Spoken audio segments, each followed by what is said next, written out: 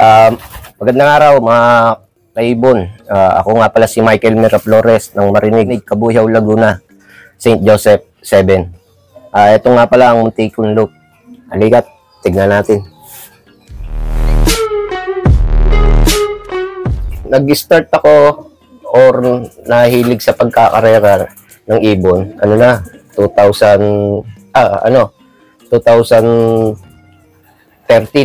or 12 yata.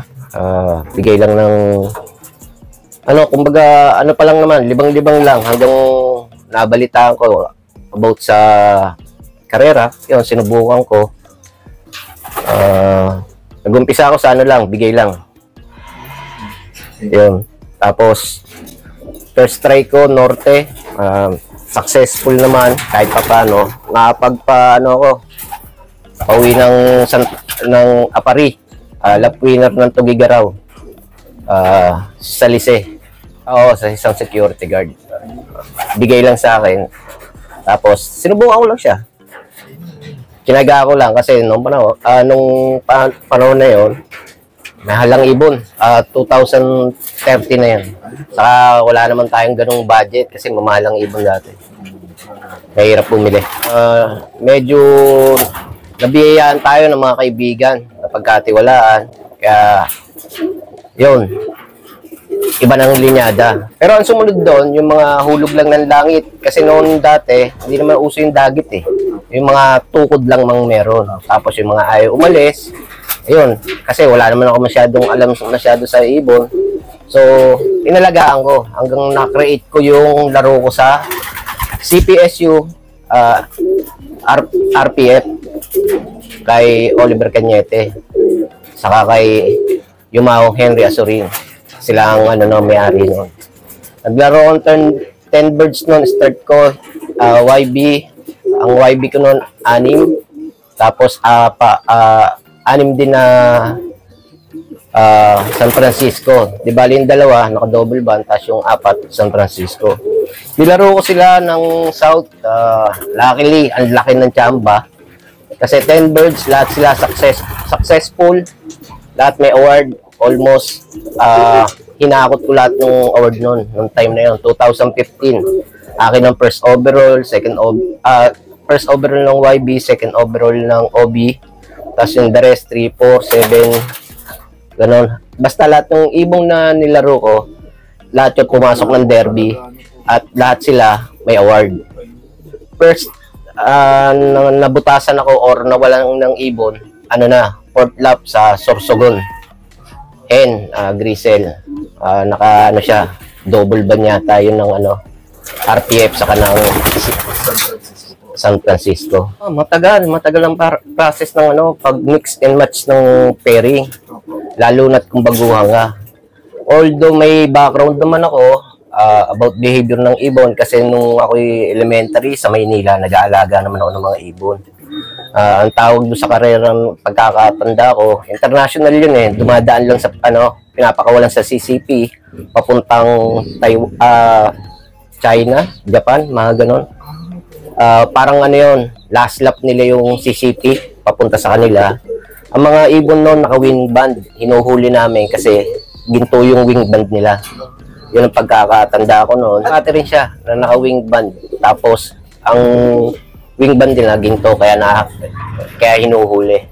May mga ilan na ginto, kaya mga Pilipino, ginugusto nila makahuli kasi naka-one time na yatang nakahuli. Pero noon, time na yon, nag-aalaga na ako ng kalapate. Parang last lap nila yata ang Pilipinas to Taiwan. Thailand pala. Taiwan yata. Basta ganun, Japan. Kasi, nakita ko yung release nila nung dati sa may CCP, mga foreigner. Grabe. Malayo sila mag-release nun. Tawid bansa. Pero malapit lang naman yun. Kasi, di ba, ang Taiwan nga, pag tilawak ng manok sa, bandang norte, Apariyata, naririnig. Mga lawag. Naririnig na yung tilawak. Kaya ang first na award na nakuha ko, yung Tugigaraw, yung lap winner. Tapos nasundan yon after 1 season sa South. Nakuha ko naman yung 1 to 10. 14 awards yun. Young Bird, Old Bird, 14 awards. Oo. Galing. Nandun yung linyada ng napunta sa akin ng mga ibon na inalagaan ko lang. Tapos, mix and match kasi, hindi naman biro yun eh. Kasi habang tinatry mo, hindi yung isang pair lang, okay na. Bali, ilang ikot pa rin po talaga. Oo. Kasi naglaro pa ako ng North noon, bago yung South, na masakit yung ibon ko, pinasok ng pusa. Kaya tinabang pa ako nung maglaro ng isang South. Tapos nag-North uli, bago nag-South, doon ako proper ng Pero tinesting ko yung linyadang yon, 2 season. Puro all bird lang. Panay all bird lang. Oo, pero nakakatapos po sila yun. Actually, hindi nga nakatapos gawa ng namasakit ako ng pusa. Kaya talagang sabi ko, pero okay naman yung mga ibon na yun. May palipad pa nga sa akin nung dati si Joe Cargullo, sa si Oliver Cañete, tag-isang ibon. Nahihiya nga ako dahil namatay. Kaya nung pagdating na South, pinorsigi ko, pinag-aralan ko maigi yung linyada ng ibon. Actually, hindi ko masasabing linyada noon eh. Parang yung behavior lang ng ibon ang tinitignan ko. Kung ano yung mga... po kayo pumalip base sa karakteristik. Oo. Kumbaga sa size, gano'n lang. Yung linyada, hindi ko pa alam yun eh. Opo. Yung panahon na yun eh, 2015. Ang ginawa kong mix and match lang, yung by size, kunyari, ang hen maliit, malaki ang cock, tapos gano'n ako mag-pairing, malapad, tapos kill type, kailangan hindi labas yung breastbone, gano'n. Ipapares ko naman siya sa labas ng breastbone para mabalanse. Yun, binabalance ko lang. Tapos sa pauwian, doon kunyari papareding ako yung lahi ng mga tamad, gano'n, parang hindi ko na inuulit. Yun ang una kong mga tingin dati. Pero successfully, yun, yung 10 ibon, lahat sila nag-commit ng award. Kahit nung nag-abroad ako, aral din. Kumbaga, kasi ako yun, supervisor sa isang resto. Wala naman ako masyadong ginagawa, kundi mag-inventory. Kumbaga, mabilis lang naman yung trabaho ko, kayang-kaya ko naman. Kaya malaking time ko. Nakaupo ko, nagsi-cellphone, tapos may katabi kaming bili ng force supply, mga supplement.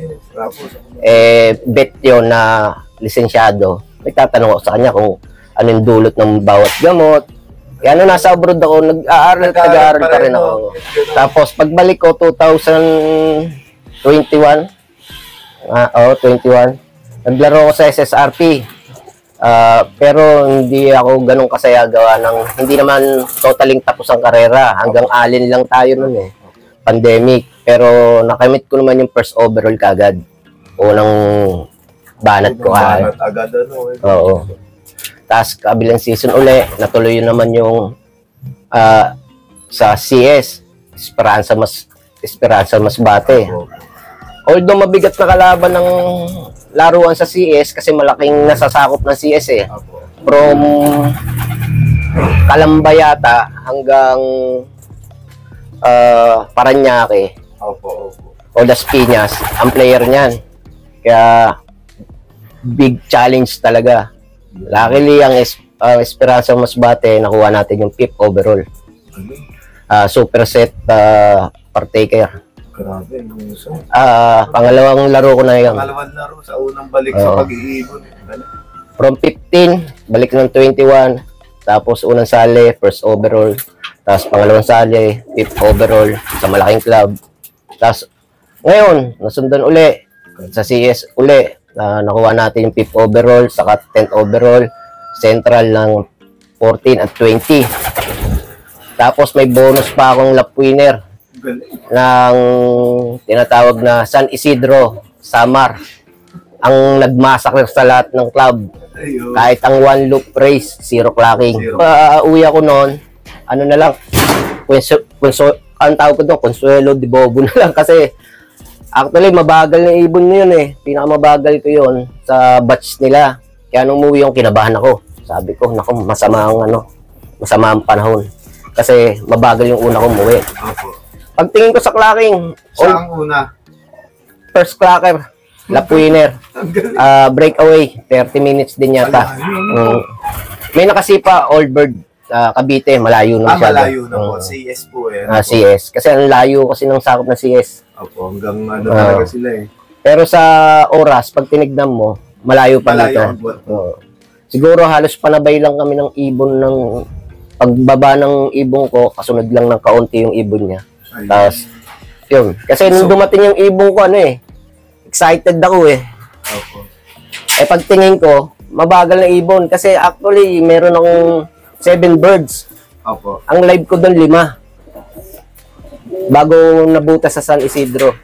Siya po yun. Oo, yung lap winner.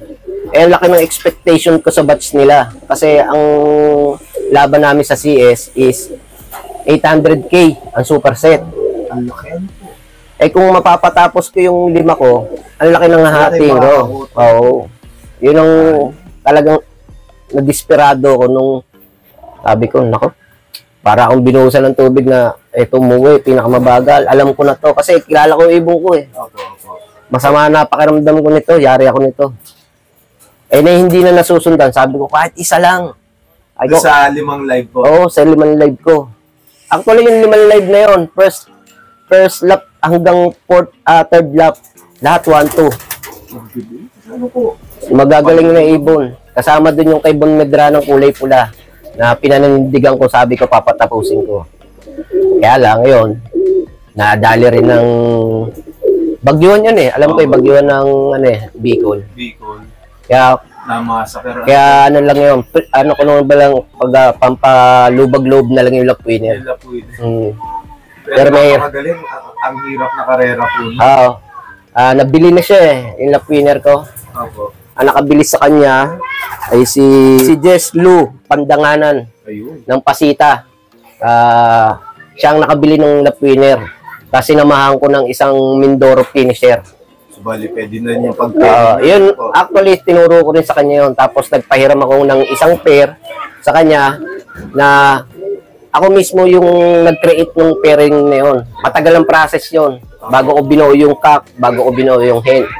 Talagang pang-stock ko yung dalawang yun. Tapos, pinagbangga ko, may panlaro ako na anak nun.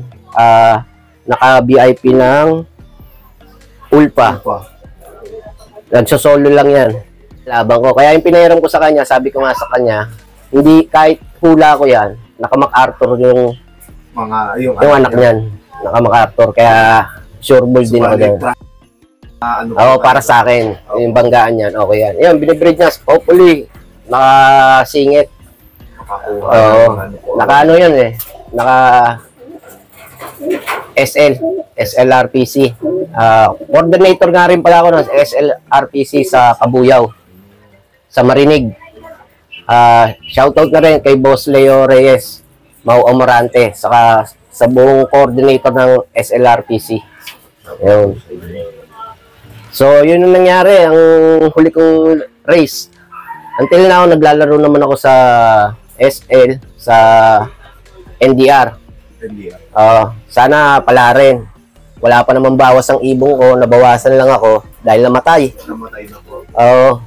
Hindi ko alam kung paano eh. Parang nakain ng tubig na may lason. Pag uwi, kinabukasan patay. Yan po ang hirap sa NDR. Panahon ng pag-i-spray ng lason sa mga palay, sa mga pananim. Kaya once na bumaba ibon mo, may tendency magkasakit. Panahon din ng one eye sa kapaglulugon. Kaya ang NDR, mahirap lang sa conditioning. Pero ang pauwian natin yan is maikli lang. Wala pa nga siyang 500 eh. Wala pang 500 km. Hindi katulad ng South, 600 abot hanggang Tacloban. Yun.